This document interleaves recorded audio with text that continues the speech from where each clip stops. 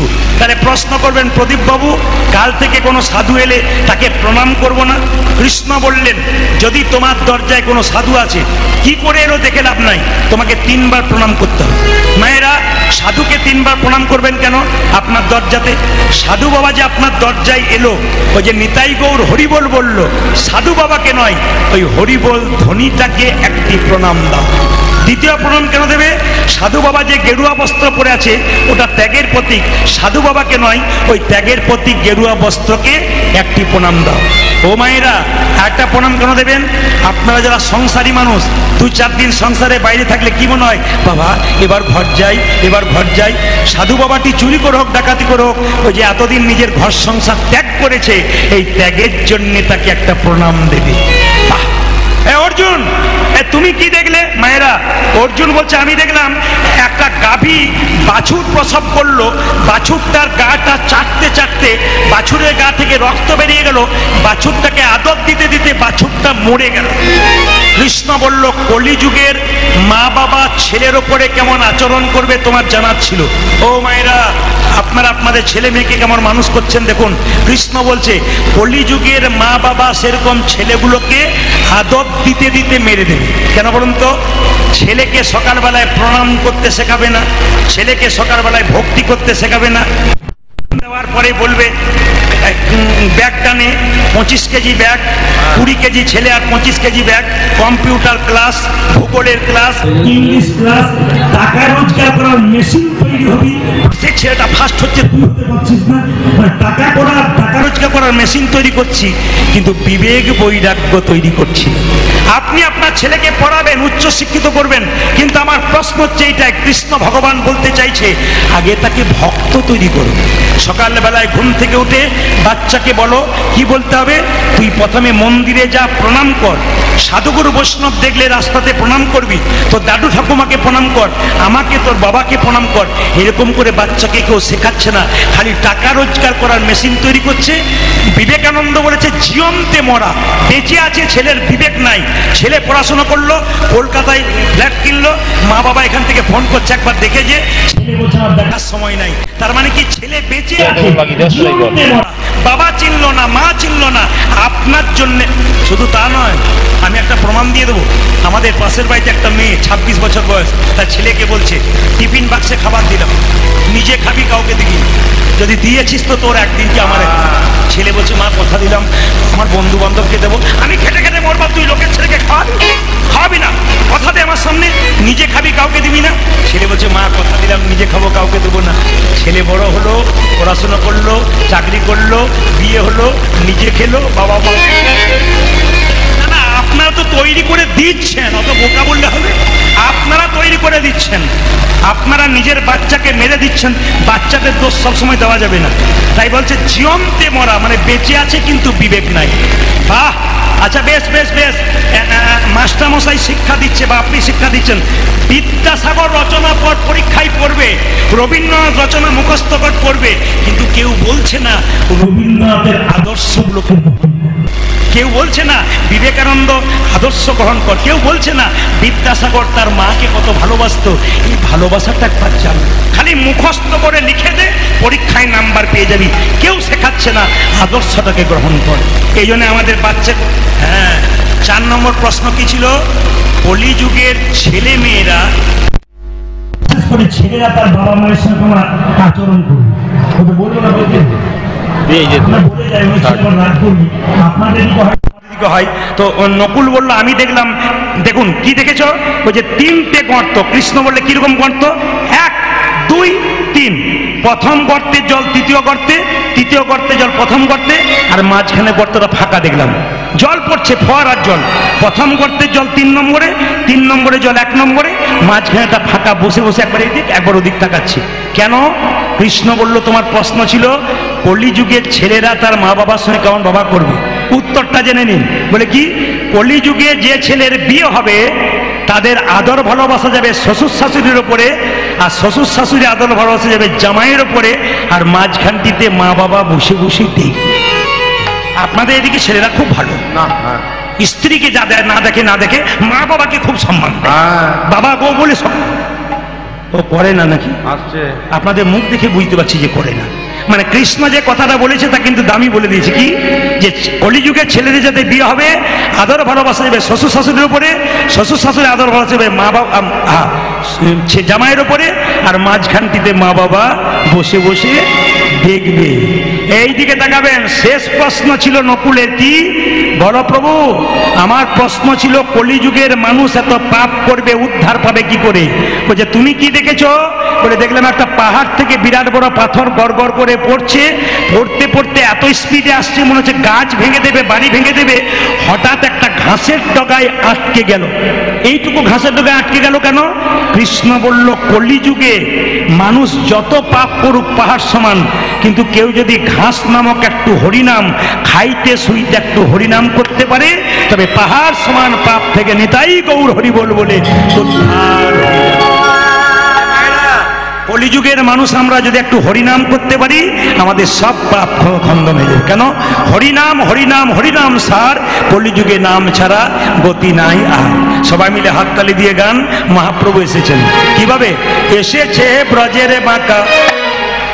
তোমাকে বলা কর্তব্য এদের মনিটরগুলো দাও, তোমার মনিটরে কত সাউন্ড আছে ওটা বাড়িয়ে দাও, তারপর আমি দেখি কি এদেরগুলো শুনতে পাচ্ছেন, যে গাইবে কি করে শুনতেই তো পাচ্ছেন। মনিটরগুলো বাড়াও, তারপর যা হবে। এসেছে বজের বাঁকা, তালি মাইরা এসেছে বজের বাঁকা, কালো সকা দেখবি আই তোদের এই নদী আই। এসেছে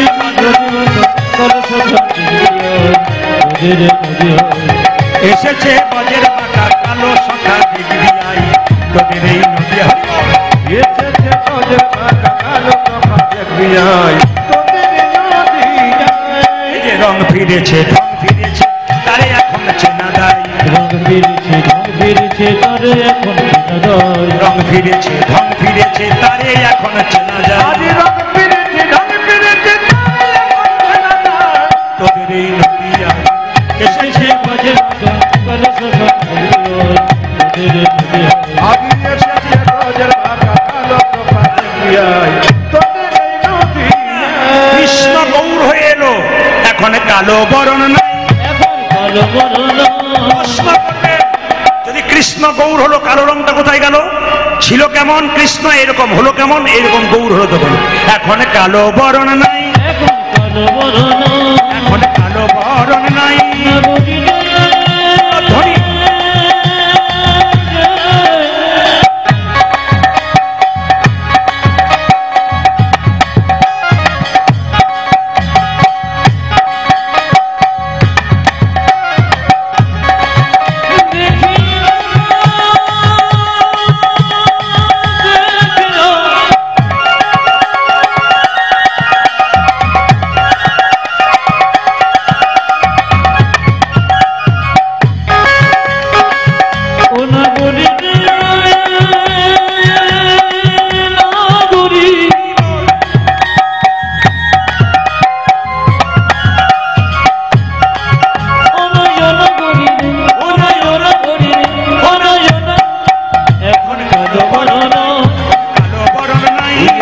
কালো বরণ নাই।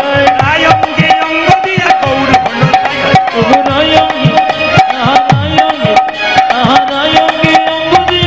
হলো তাই।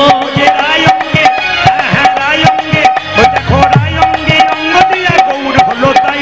আদি রাই অঙ্গে অঙ্গ দিয়া গৌর হলো তাই।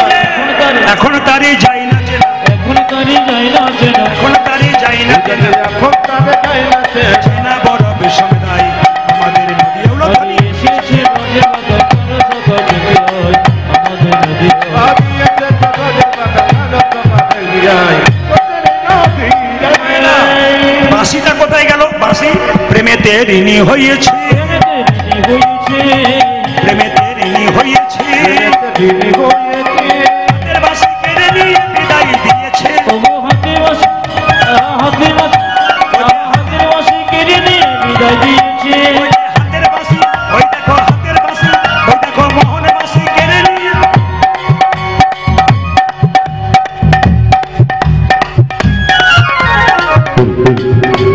আমার মনে হয় আমি দক্ষিণ চব্বিশ পরগনায় নিয়ে আজকে 9টা আসর গান করছি। সবচাইতে বাজে ব্যাপার এখানে হচ্ছে, কালকে আমি গাইছিলাম নেপালগঞ্জে, দুটো বক্সের উপরে বিরাট বড় আসর যা চালাচ্ছে, দুটো বক্সের উপরে গোটা আসরটাকে মাত লাগিয়ে দিচ্ছে।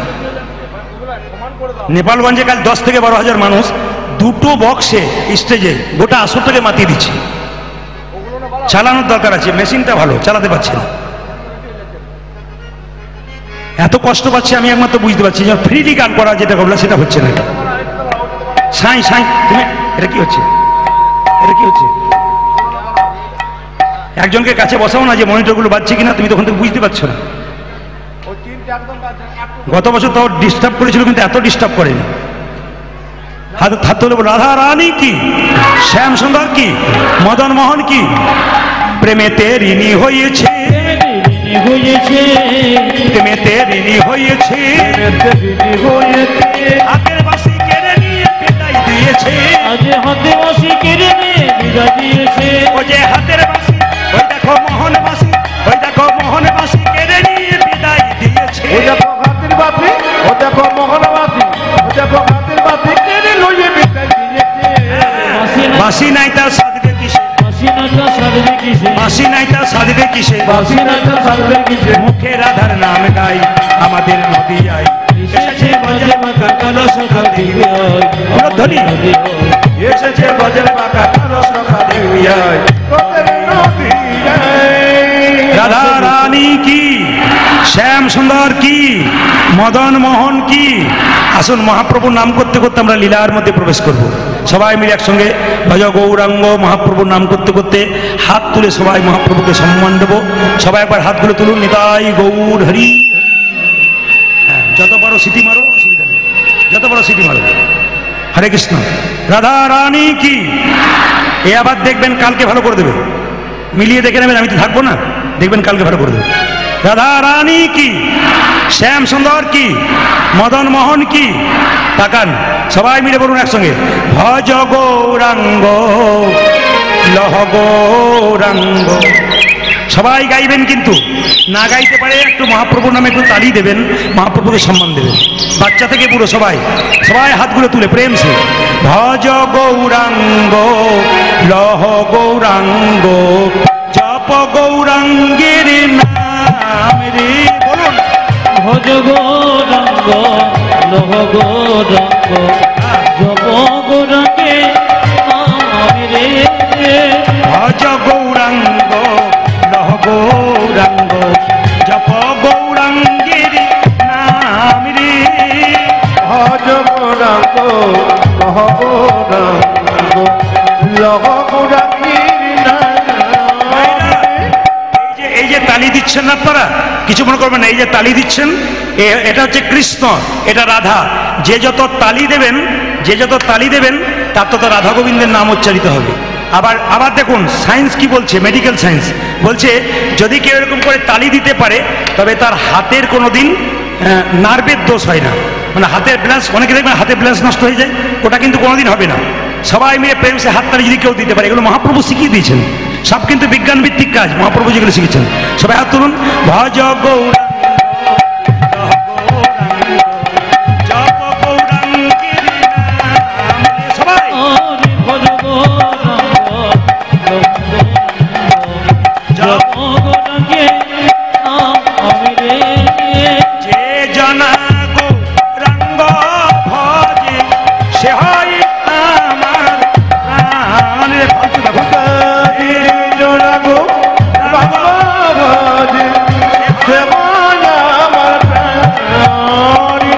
যে জানা গৌরাঙ্গ ভজে সে হয় আমার প্রাণ রে।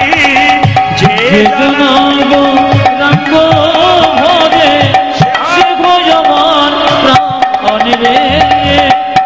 আপনাদের আসরে সব ভালো লাগলো, একটা জিনিস খারাপ লাগলো, বলবো না, বাদ দিয়ে যাবো। না না বলবো না, আবার রাতে থাকতে হবে যদি কোনো গন্ডগোল হয়। না বলে আমি যে না বলে যাবো না, এটা কি করে জানলেন? আমি বলবোই। আসলে কি সবাই হাত তালি দিচ্ছেন, ভজ গৌরাঙ্গ লহ গৌরাঙ্গ, দু চারজন ভদ্রলোকের মতো ভজ গৌরাঙ্গ। এদের জন্য আমার খুব ভালো লাগছে, এদের জন্য ভালো লাগছে কেন বলুন তো? এরা নিজেকে খুব বুদ্ধিমান ভাবছে, আপনাদের বোকা ভাবছে। ভাবছে আমি হাততালি দেবো। এদেরকে একটু শিক্ষা দেবেন। অ্যাপেলো চেন্নাই যদি কেউ চিকিৎসা করাতে যান, ডাক্তারবাবুর টেবিলগুলোর দিকে তাকাবেন, কৃষ্ণের ছবি, তুলসী পাতা, বাতাসা। লন্ডন আমেরিকা ফেরত ডাক্তারগুলো কৃষ্ণকে সামনে রেখে চিকিৎসা করে, আর সামান্য MA পাস করে হাততালি দিতে কত লজ্জা করে। হিন্দু সনাতন ধর্ম টিকবে কি করে? কাকে দোষ দিচ্ছেন? ঘরের লোককে দোষ দিন। আমরাই তো হরিনামে ভদ্রলোকের মতো। না না, আপনাদের এখানের জন্য বলি নাই, অন্য জায়গার জন্য বললাম। আর তবু দু চারজন হাত এরকম করে আছে কেন বলুন তো? উড়িষ্যা থেকে এসছে, বাংলা বোঝে না। এখানে নয়, কালকে যেখানে ছিলাম তার থেকে বললাম। সবাই মিলে হাত তুলুন। ভজ গৌরাঙ্গ লহ গৌরাঙ্গ লহ গৌরাঙ্গের নাম রে। ভজ গৌরাঙ্গ লহ গৌরাঙ্গ জপ গৌরাঙ্গের নাম রে। সবচাইতে ভালো লাগছে দেখুন, ওখানকার দাদারা যারা দাঁড়িয়ে আছেন, সত্যি আমার ভালো লাগছে। একটা হাততালি দিচ্ছেন, এটা মহাপ্রভু খুব খুশি হবে। সবাই একসঙ্গে হাততালি দেবেন, প্রভু খুব খুশি হবে। ভজ গৌরাঙ্গ লহ গৌরাঙ্গ জপ গৌরাঙ্গের নাম রে। ভজ গৌরাঙ্গ লহ গৌরাঙ্গ লহ গৌরাঙ্গের নাম রে। আপনাদের এই গানটা যখন ইউটিউবে মোবাইলে বেরোবে না, তখন আপনারা দেখতে পাবেন আপনাদের ঝিঙ্কি হাটে কি সুন্দর সবাই হাততালি দিচ্ছেন, এগুলো উঠছে। মোবাইলে দেখতে পাবেন, টিভিতে দেখতে পাবেন। যদি কেউ না তোলেন বলবেন, দিদি আমি তুলি নাই গো, আমার হাত ওঠে নাই। এটা যেন বলতে না হয়, সবাই মিলে হাত ওঠান।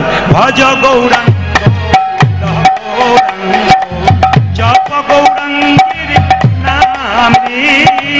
ভজ গৌরাঙ্গ লহ বলবেন, হিন্দু জাতি সনাতন ধর্মের মানুষ, যে জানা গৌরাঙ্গ ভজে সে হয় আমার প্রাণ রে। আজি যে জনা গৌরাঙ্গ ভজে সে হয় আমার প্রাণ রে। যে জানা গৌরাঙ্গ ভজে সে হয় আমার প্রাণ রে।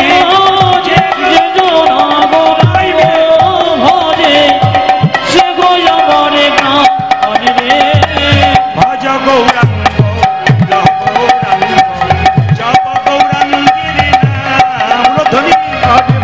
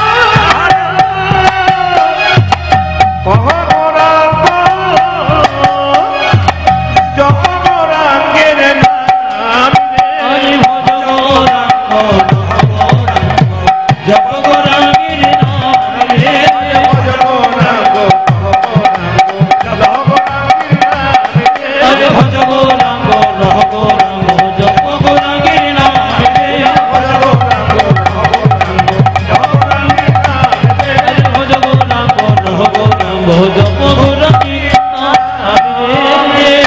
নয়নানন্দিতে ভনে সেই তো সকলি জানে, সর্বসিদ্ধি করতলিতা।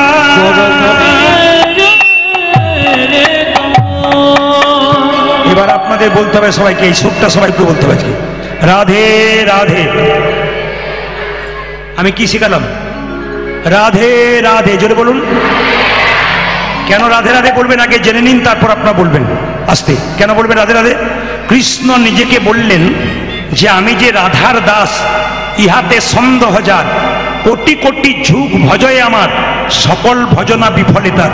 কৃষ্ণ বলল আমি যে রাধারানীর দাস, এ কথাতে যদি কারো অবিশ্বাস থাকে, আর কোটি কোটি যুগ ধরে যদি আমাকে ভজনা করে, সব ভজনা তার বিফলে যায়। কৃষ্ণ নিজের মুখে বললেন যে আমাকে কিনবার জন্যে কোনো টাকা পয়সা লাগবে না, শুধু রাধে রাধে বললেই আমি তার হয়ে যাই। ওই জন্য বৃন্দাবনে যাবেন, যে রিক্সা চালাচ্ছে সেও রাধে রাধে বলছে, যে দেখবেন 4 চাকা চালাচ্ছে সেও রাধে রাধে বলছে, যে দোকানদার সেও রাধে রাধে বলছে। ওখানে রাধে রাধে ছাড়া কোনো কথা নেই। আজকে ঝিঙ্কি হাটে, এই জায়গাটা তো ঝিঙ্কি হাট নয়, আজকে স্বয়ং বৃন্দাবন। তাই আপনাদের পদে পদে বলতে হবে। কি বলতে হবে জোরে বলুন? আমি খুব খুশি, জোরে বলুন কি বলতে হবে? जोर से बोलना पड़ेगा, प्रेम से बोलिए, प्रेम से बोलिए। আর একবার বলুন রাধে রাধে। চলুন আমরা বৃন্দাবনে যাই রাধারানীর নাম করতে করতে। চলো রে চলো মন, চলো গো হরি দর্শন, হরি দর্শন। জয় রাধে জয় কৃষ্ণ, জয় বৃন্দাবন। চলো রে চলো গো হরি দর্শন। জয় রাধে জয় কৃষ্ণ, জয় বৃন্দাবন।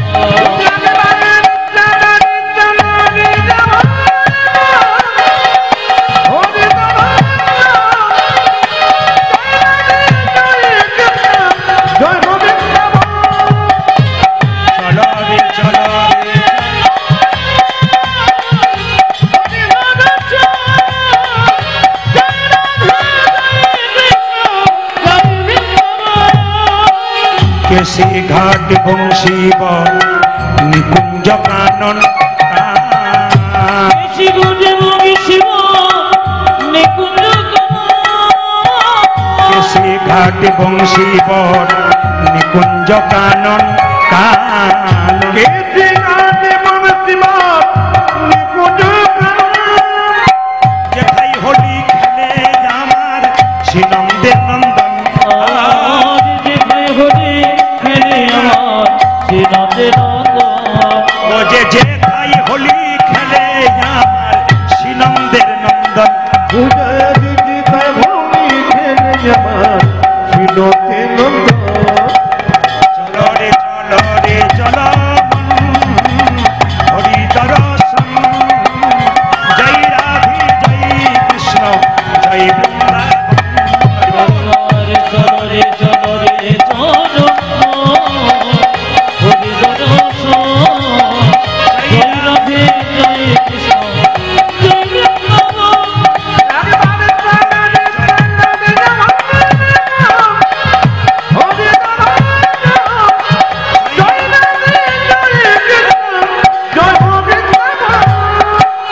যেথায় আছে মা যশোদা স্নেহের শিরোমণি।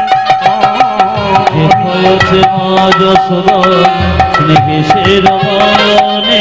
যেথায় আছে মা যশোদা স্নেহের শিরোমণি।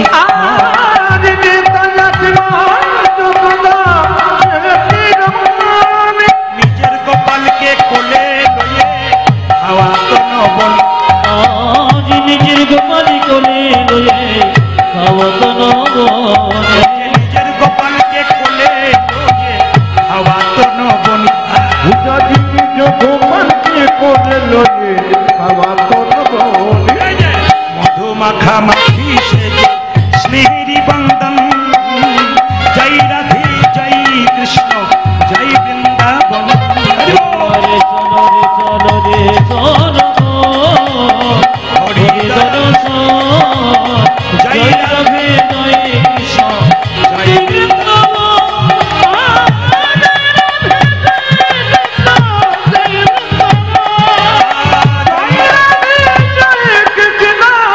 জয় সবাই মাথায় কাপড়টা নিন। রাধা রানী কি। আজকে একটি ভক্ত সন্তানের জন্ম এখানে হবে। আপনারা সবাই মন দিয়ে শ্রবণ করবেন। যে দামি দামি কথাগুলো বলবো একটা একটা করে নিয়ে যাবেন, আপনার জীবন সুন্দর। আপনি 2 দিন ধরে কীর্তন শুনবেন, প্রচুর কীর্তনিয়ার কীর্তন শুনবেন। আপনাকে বিচার করতে হবে আমি যে 3 ঘন্টা বসলাম আমি কি পেয়ে গেলাম, তাকাবেন। আজকে কিন্তু গতবার এখানে গিয়েছিলাম মনে হয় ভক্ত রঘুনন্দন কিংবা কালিয়া দমন কিছু একটা করেছিলাম, মানে গতবার আগেবার। তো যাই হোক, যা করেছিলাম। এবারে কিন্তু আপনাদের সামনে যে লীলাটি করব সেটি হচ্ছে, আজকে আমি দক্ষিণে থাকবো না, আজ আমি মেদিনীপুরে থাকবো। কোথায়? সবচাইতে বড় রেল স্টেশন কোথায় বলুন তো? সবচাইতে বড় রেল স্টেশন হচ্ছে মেদিনীপুরের খড়গপুরে। এই খড়গপুরের পাশে মায়েরা একটা জায়গা আছে, গ্রাম আছে, ওই গ্রামটার নাম ধারেন্দা গ্রাম। আপনাদের জায়গাটার নাম যেমন ঝিঙ্কিহাট, সেরকম গ্রামটার নাম হচ্ছে আমি কিন্তু কিছুক্ষণ পর পর জেনে নেবো আপনারা কেমন শুনছেন। ধারেন্দা গ্রাম।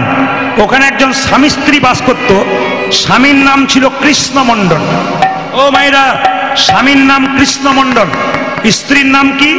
দুরিকা দেবী। প্রশ্ন করবেন, স্বভাব অভাব ছিল, এই ভাবটা বেশি হয়ে যাচ্ছে, স্বভাব ছিল কিন্তু অভাব নষ্ট হয়নি। অভাব ছিল, স্বভাব নষ্ট হয়নি। আপনাদের স্বভাব কি হবে বলুন তো? যদি মায়েরা লক্ষ্মী পৈমন্ত হতে চান, অভাব থাক অসুবিধা নাই, কিন্তু মাথায় রাখবেন সকাল থেকে সন্ধে পর্যন্ত বাড়ি যেন পরিষ্কার থাকে। যত বাড়িকে নোংরা রাখবেন ভগবান তার বাড়িতে কোনো মতেই যাবে না। যত বাড়িকে নোংরা রাখবেন আপনার বাড়িতে লক্ষ্মী ঢুকবে না। খুব মাথা রাখবেন যে যেখানে বসে আছেন, বাড়িতে যত পরিষ্কার পরিচ্ছন্ন রাখবেন, নিজেকে যত পরিষ্কার পরিচ্ছন্ন রাখবেন, তত তাড়াতাড়ি দেখবেন আপনার বাড়িতে লক্ষ্মীর আবির্ভাব হবে, তত তাড়াতাড়ি আপনার বাড়িতে ভগবানের আবির্ভাব হবে।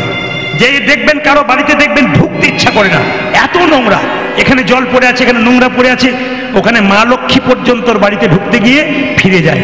বারবার বলবো, প্রথম লক্ষণ হচ্ছে পরিষ্কার পরিচ্ছন্নতা। যত বাড়ি পরিষ্কার পরিচ্ছন্ন, যত হৃদয় পরিষ্কার পরিচ্ছন্ন, যত নিজেকে পরিষ্কার পরিচ্ছন্ন রাখবেন, তত দেখবেন আপনার বাড়িতে কৃষ্ণের কৃপা হয়ে যাবে। মায়েরা, দুরিকা দেবী এবং কৃষ্ণ মণ্ডলের বড় অভাব ছিল। এক বেলা খেতে পায়, এক বেলা খেতে পায় না। কিন্তু আর একটা অভাব ছিল যেটা অনেকের বাড়িতে থাকে, গাড়ি বাড়ি টাকা পয়সা সোনা দানা থাকলে মেয়েদের সুখ হয় না যদি কোনো মেয়ের একটা সন্তান না থাকে। জোরে বলুন হ্যাঁ না না। মেয়েরা দেখবেন মা হতে চায়। অনেক মেয়ে মন্দিরে গিয়ে বলে, ঠাকুর আমি ভিক্ষা করে খাবো তবু আচ্ছা, কিন্তু আমার যে একটা ছেলে বা মেয়ে হয় যেন আমায় মা বলে ডাকতে পারে। আপনাদের কাছে নিবেদন রইল, দুরিকা দেবীর কোনো সন্তান ছিল না। একদিকে অভাব, একদিকে মনের অভাব, সন্তান নাই, কিন্তু তবু কিন্তু কৃষ্ণ ভজন করতে ছাড়ে নাই। একদিন দুরিকা দেবী তার স্বামী কৃষ্ণ মণ্ডলকে বলছে, স্বামী আমাদের এত অভাব, তোমাকে একটা জায়গা যাবার জন্য বলছি। কোন জায়গা? তুমি উড়িষ্যার জগন্নাথ মন্দিরে একবার পুরীতে চলে যাও। জগন্নাথ নাকি জগতের নাথ, যে যা তার কাছে যা চাই তাই পায়, তার কাছে সবাই সমান। কৃষ্ণমণ্ডল একটা দামি কথা বলল, প্রেম প্রেম। কৃষ্ণমণ্ডল একটা দামি কথা বলল, কি বলল? দুরিকা, আমি যেতে পারি কিন্তু আমি ভগবানের কাছে কিছু চাইব না। যে যেখানে বসে আছেন আপনারা ভগবানের মন্দিরে প্রণাম করে কি বলছেন? ছেলের চাকরি হোক, মেয়ের বিয়ে হোক, আমি ভালো থাকি।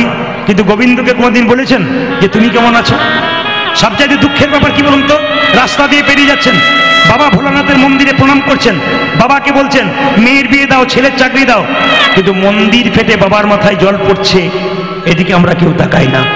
ভগবান তুমি কেমন আছো এটা বলি না, আমরা খালি বলি আমি ভালো থাকলেই নিতাই গৌর হরি বল। কিন্তু কৃষ্ণমণ্ডল বলল, আমি ভগবানের কাছে কিছু চাইতে পারবো না। দুরিকা দেবী বলছে, কেন চাইতে পারবে না? কৃষ্ণমণ্ডল জগৎকে শিক্ষা দিল, যে ভগবানের কাছে চাই সে অল্প পায়, আর যে চাই না এত পাই ভাবতেই পারে না। শাস্ত্রের প্রমাণ কোথায়? সুদামা ছিল কৃষ্ণের প্রিয় বন্ধু। সুদামা কৃষ্ণের কাছে কতদিন ছিল জানেন? 10 দিন ছিল। তো কৃষ্ণ বারবার সুদামাকে চালাকি করে জিজ্ঞেস করেছিল, সুদামা তুই কেমন আছিস? এত অভাব, বাড়ি ফুটে জল পড়ে, নিজের স্ত্রী ছেঁড়া কাপড় পরে থাকে, তবু কৃষ্ণমা বলছে আমি খুব ভালো আছি, আগে যা ছিলাম তোকে দেখে আরো ভালো। কৃষ্ণ মনে মনে ভাবছে, একবার চাইবি তো, চাইছিস না তো। কিন্তু সুদামা যখন ফিরে যাচ্ছে, কৃষ্ণ মনে মনে ভাবছে, সুদামা রে, তুই যে 10 দিন আমার কাছে রইলি, একবারও নিজের অভাবের কথা বললি না। তবে যে আমাকে অভাবের কথা বলে না, আমার কথা ভাবে, তার জন্য আমি ভেবে বসে আছি। যে যথামাং প্রবুদ্ধন্তে তাংস্ততৈব ভজাম্যহম, যে আমাকে যেমন ভাবে ভালোবাসে রে সুদামা, আমি তাকে তেমন ভাবে ভালোবাসি। তুই একবার বাড়ি ফিরে যা, দেখবি তোর স্ত্রী ভিখারিনী, ছেঁড়া কাপড় পরেছিল, তোর স্ত্রীকে গিয়ে দেখবি রাজ রানী হয়ে গেছে রে। শুধু তাই নয়, তোর যে ভাঙা বাড়িটা ছিল গিয়ে দেখবি বাড়িটা রাজবাড়ি হয়ে গেছে, হয়ে গিয়েছিল। তাই কৃষ্ণমণ্ডল বলো দুরিকা আমি যেতে পারি কিন্তু কিছু চাইবো না। দুরিকা দেবী খুব চালাক, একবার যাও না, তোমার তো তীর্থস্থান দর্শন হবে, তোমাকে কিছু চাইতে হবে না।